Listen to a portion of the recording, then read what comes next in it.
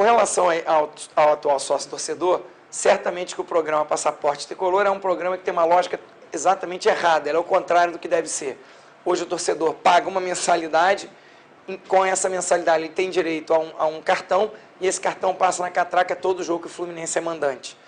E toda vez que ele passa, o Fluminense paga 21% do valor do ingresso. Significa dizer que se ele paga a mensalidade e não vai em nenhum jogo, maior a receita do Fluminense. Quanto mais jogos ele vai diminuindo a receita do Fluminense em relação ao programa.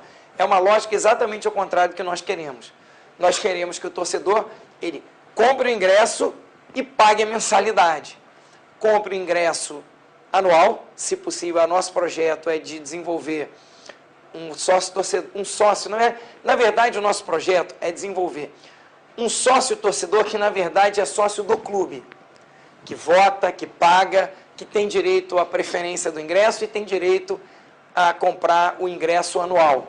Ou seja, a ideia é a gente criar uma relação com o torcedor onde não só o ingresso ele paga, mas ele tem todo o benefício possível. O benefício em relação a sorteios de viagens, preferência na compra de pacotes de viagens para jogos fora, ou seja, o torcedor passa a ter uma relação com o clube, passa a ter possibilidade de ter um cartão milhagem, onde ele pode ganhar descontos em produtos, em programas, ter acessos a produtos exclusivos que só o sócio do Fluminense tem, não só o ingresso, mas produtos, linhas de produtos licenciadas que sejam destinadas somente ao sócio do clube. De modo que a nossa ideia é transformar esse programa num programa bom para o Fluminense, bom para o torcedor e, do ponto de vista de receita, um programa com uma receita considerável para o clube. Basta usar os parâmetros hoje que existem no mercado. Hoje o Inter chega a ter uma receita de 45 milhões com o programa do sócio e o Curitiba tem hoje um programa com 18 mil sócios que gera uma renda de 1,1 milhão por mês. A ideia é que a gente tenha categorias. Na categoria mais cara, a ideia é que ele tenha direito a voto, tenha direito de frequentar o clube e tenha direito na preferência do ingresso, no ingresso anual e todos os outros benefícios que essa relação pode atender ao torcedor. A gente pretende ter um segundo nível, onde ele tem direito a voto, tem direito de se associar ao clube e não tem direito de frequentar. E um terceiro, que ele participa do programa de relacionamento, tem direito à preferência ingresso, mas não tem direito a frequentar e nem tem direito a voto. Com relação a torcidas organizadas, o que está faltando ao Fluminense é planejamento. Eu não sou contra a torcida organizada, ao contrário, sou a favor. A torcida organizada é aquela que, no pior momento, no momento de desespero, ela está sempre ao lado do time. E ela incentiva outros torcedores a se tornarem mais próximos do clube, mais próximos do time. De modo que a torcida organizada é, sim, um elemento importante, porém, a relação tem que mudar. A relação hoje, como várias outras situações do clube, é uma situação, vamos dizer, escura, uma situação sem transparência.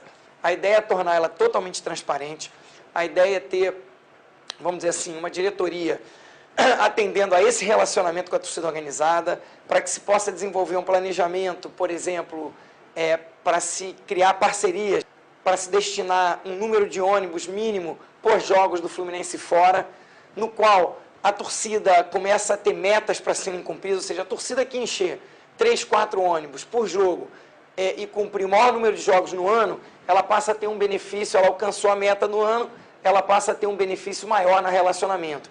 Um benefício do ponto de vista de busca do Fluminense de patrocínio para viabilizar, vamos dizer, o crescimento do atendimento ao torcedor por parte da torcida organizada, uma interação com o marketing para se desenvolver com as torcidas organizadas, vamos dizer assim,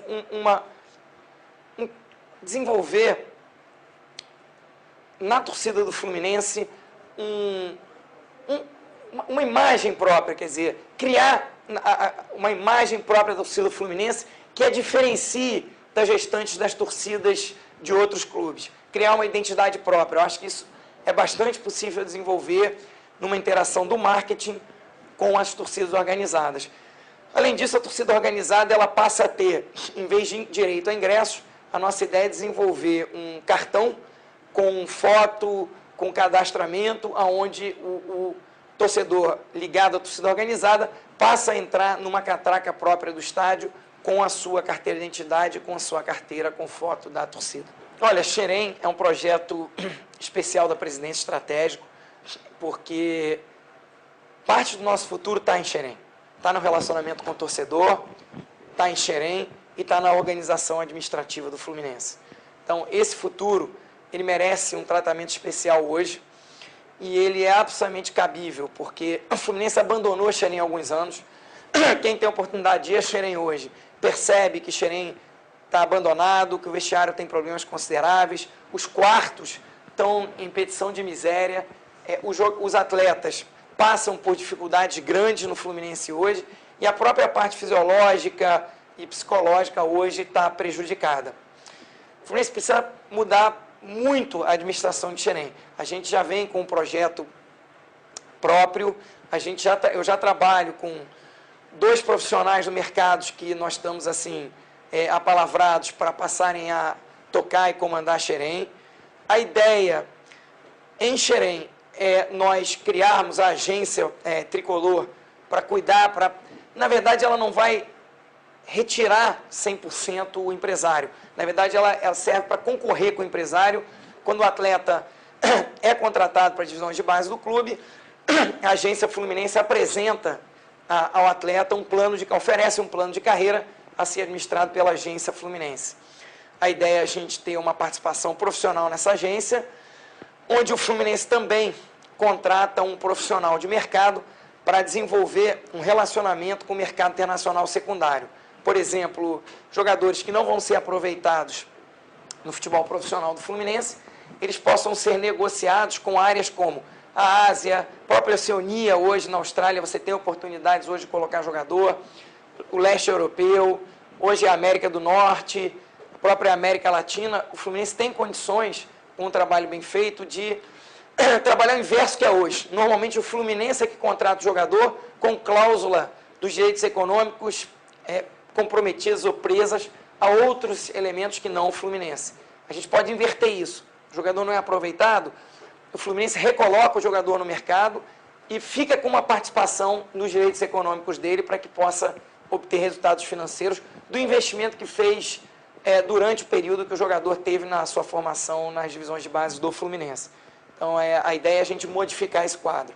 Além disso, a ideia é constituir um fundo dedicado, onde a gente vai montar blocos de atletas, onde se compõe com um atleta promissor, 2 com possibilidades, por exemplo, de jogar no futebol profissional do Fluminense, no elenco profissional do Fluminense, e jogadores que ainda são uma incógnita com relação ao futuro e que a gente possa, com isso, dividir o risco.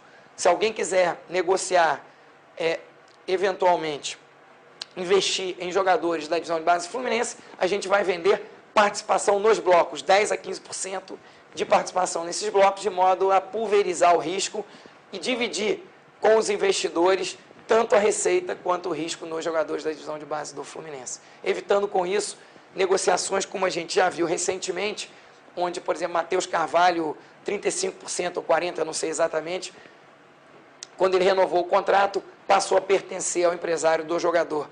Entre outros, quer dizer, você vê hoje o Alan, quando saiu recentemente do Fluminense, 25% era do Ratinho.